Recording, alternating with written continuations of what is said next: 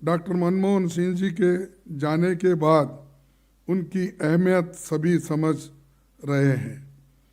He had once said that history would be kinder to him. I would like to assure Dr. Saab that history is indeed very kind to you. उन्होंने जो कहा था उससे भी ज़्यादा आज लोग हिंदुस्तान, देश के बाहर सभी लोग प्रशंसा उनको कर रही है। इसीलिए मैं खास करके श्रीमती सोनिया गांधी जी को धन्यवाद देता हूँ। जब कभी आप कोई किसी चीज़ को हाथ लगाते हैं तो वो सोना बन जाता है और सोना बन जाता है और देश के लिए भी वो उसका फायदा होता है। मैं ये नहीं कर रहा हूँ आपको खुश करने के लिए, ना उन्हों नहीं है, तो मैं इसलिए कह रहा हूँ कि आपने सोच के उस वक्त जो कदम उठाए उसका फायदा सारे देश को हो गया। और आज जब दुनिया में उनकी चर्चा होती है, दुनिया में जब उनका कौतुक किया जाता है, तो ये सारा क्रेडिट हमको ही आता है, आपको ही आता है। ये आपके लिए मैं ये नहीं कह रहा हूँ कि हमारे लिए गर्व की बात है कि आपने ऐसे व्यक्ति को चुना जिसने सारे देश को और विदेश में अपना नाम फैलाया। कांग्रेस ने 140 सालों में कई उतार चढ़ाव के पल देखे, लेकिन कभी धैर्य नहीं खोया। हमारे नेताओं ने हमें सिखाया है कि प्रचंड जीत हो तो घमंड नहीं करना, पराजय हो तो मायूस नहीं होना है। तो जनता के बीच हमें लगातार संपर्क बनाकर एकता और अनुशासन के साथ उनके संघर्ष में भागीदार बनकर समाधान निकालना है। हम पर उनका विश्वास इसमें और भी बढ़ेगा। राहुल जी के नेतृत्व में भारत जोड़ो यात्रा और भारत जोड़ो न्याय यात्रा को सब ने देखा है। उनकी मेहनत और त्याग के बल पर इससे अभूतपूर्व सफलता मिली। संविधान की रक्षा, जातिगत जनगणना, महंगाई, बेरोजगारी और भ्रष्टाचार से लेकर सभी बुनियादी मसलों पर पूरे देश में इसने नई ऊर्जा पैदा की और जनता में जागृति आई। इसी का नतीजा ये रहा कि लोकसभा चुनाव के बाद संविधान विरोधी ताकतें भी अब संविधान की बात करने लगी है।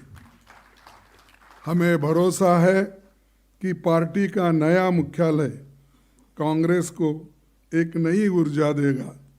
जनता के हकूक़ के लिए लड़ते हुए हम कामयाबी देंगे। अंत में मैं उन सभी साथियों, खास तौर पर स्वर्गीय मोतीलाल वोरा जी, अहमद पटेल जी, इनको याद करना चाहता हूँ, जिन्होंने इस भवन के निर्माण में विशेष भूमिका वो बनाए।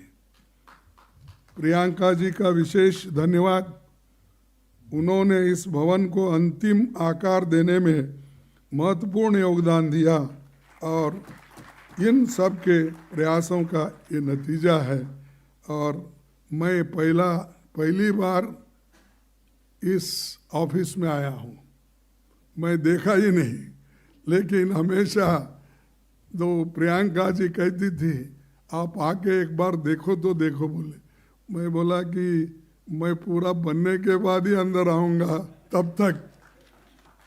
तब उन्होंने हर चीज़ को कहाँ कैसे जगह लगाना, इतिहास के जो भी कितने हमारे कहावत है या लिखा पड़े हुए हमारे चरित्र है, वो सब को लगाना और हर एक चीज़ का उन्होंने बारीकी से ध्यान देकर किया। और मैं ये भी धन्यवाद देना चाहता हूँ उनके साथ जो जुड़े हुए लोग हैं, जो काम किए हैं। और उनके साथ रह के उनके इंस्ट्रक्शन को, बोले सूचना को जिन्होंने इम्प्लीमेंट किया, उन सभी को मैं धन्यवाद देता हूं। और मनीष चतरथ और उनके साथी लोग भी ये जो बनाने में वो अपना सहकार दिए, उसके साथ मैं उनको भी धन्यवाद दूंगा जो L&T कंस्ट्रक्शन है, क्योंकि थोड़ा बाकी भी देना है भी थोड़ा, इसीलिए तो मैं L&T कंस्ट्रक्शंस, आर्किटेक्ट और निर्माण में लगे सभी श्रमिक भाई बहनों का भी धन्यवाद करता हूँ, क्योंकि लेकिन उनका तो मैं ये कंपनी का तो धन्यवाद करता हूँ, लेकिन कंपनी के CEO ने एक बात बताई कि 90 आवर्स काम करना चाहिए, ये इसका नहीं मानता मैं। ऐसे लोग भी हैं जो 90 घंटे काम करता है। अरे मजदूर 8 घंटे में काम करता है तो थक जाता है। इसीलिए पंडित जवाहरलाल नेहरू जी और डॉक्टर अंबेडकर ने ये फैक्ट्री एक्ट बनाते वक्त उन्होंने कहा था कि 8 घंटे से ज़्यादा नहीं, और उसके बाद कोई 9 घंटे बोले, लेकिन इन्हों तो एकदम 12 घंटे 14 घंटे बोल रहे हैं। वो एक को छोड़ना चाहिए, लेकिन मैं कंपनी को अपना धन्यवाद देता हूँ, क्योंकि उन्होंने बहुत अच्छा काम करके दिया है। और उन श्रमिकों को भी उनकी मैं तारीफ करना, क्योंकि धूल में, धूप में, और कोई हमेशा उनको अगर रक्षा भी नहीं है तो रात दिन ये काम किए हैं, चाहे कोई भी हो, उन सबको मैं धन्यवाद देता हूँ। यहाँ पर देश भर का नेतृत्व, खासकर PCC प्रेसिडेंट्स और CLP लीडर्स मौजूद है। मैं इस मौके पर यह भी अपील करना चाहूँगा कि हमारा राष्ट्रीय मुख्यालय तो इतना शानदार बन गया है, लेकिन हमें चाहिए कि कांग्रेस पार्टी का अपना भवन हर राज्य, मैं आपसे अपील कर रहा हूँ तो कि हमारा राष्ट्रीय मुख्यालय तो इतना शानदार बन गया है, लेकिन हमें चाहिए कि कांग्रेस पार्टी का अपना भवन हर राज्य, हर जिले और हर ब्लॉक में बने। इससे संगठन को बहुत ताकत मिलेगी। ये मेरा अपील आपसे है। अगर आप लोग संगठन को मजबूत करना चाहते हैं तो ब्लॉक लेवल से लेकर PCC तक हमारे बिल्डिंग्स होना चाहिए, ऑफिसर्स होना चाहिए, क्योंकि बहुत से बिल्डिंग्स अभी नहीं बने। और एक आपको याद दिलाना चाहता हूँ, एक सुप्रीम कोर्ट का जजमेंट है, तो 1969 के पहले जो प्रॉपर्टी कांग्रेस की थी, इंदिरा गांधी के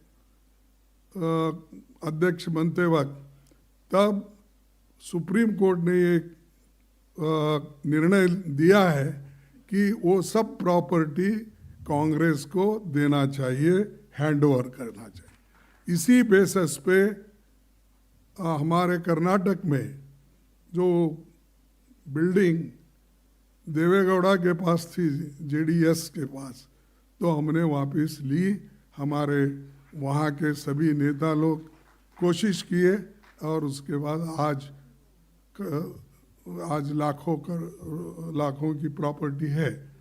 तो इसीलिए मैं आपसे अपील करता हूँ, जहाँ जहाँ भी पुराने 1969 से पहले जो प्रॉपर्टी कांग्रेस के नाम से थी, उसको आप कानूनी कार्रवाई करके अपने पास लीजिए, वो एक है।